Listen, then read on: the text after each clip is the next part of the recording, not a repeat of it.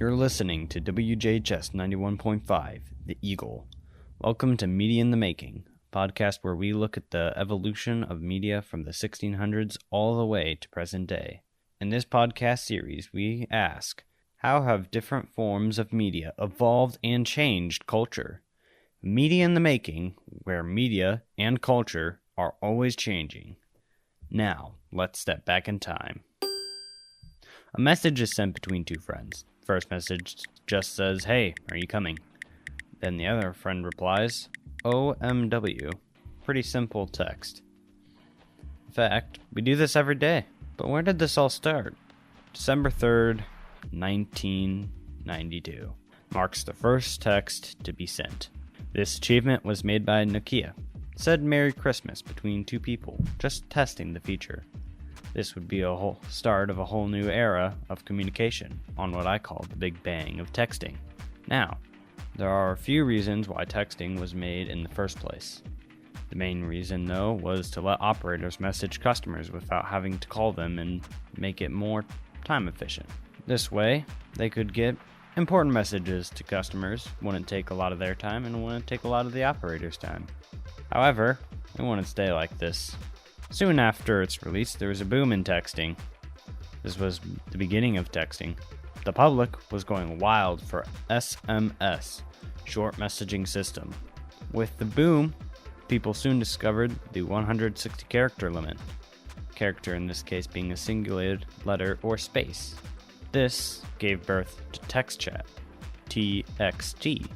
At first, you might not know what it is, but it's much more common than you think. You probably use it too. Now, what is text chat exactly? Well, it's abbreviations like LOL or LOL, which means laugh out loud, or BRB, which means be right back. Even OMW, which means on my way, the one that we used in the example. There are a lot of abbreviations that are common use in today. Even though there's a much higher character limit allowing people to type out words properly, it still has an impact on youth today, as some people even use it in their speaking. But who put this all in motion? One man, and his name was Neil Papworth, and has very well changed the world with it. Nokia, who's well known for their invincible brick phone, is entirely responsible for texting. Now let's look at the aftermath of that fateful day. Let's look at today.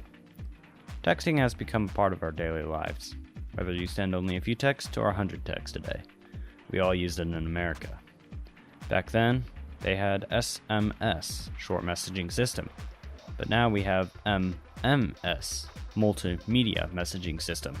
With this MMS, we can not only send messages, but we can also send pictures, videos, and files.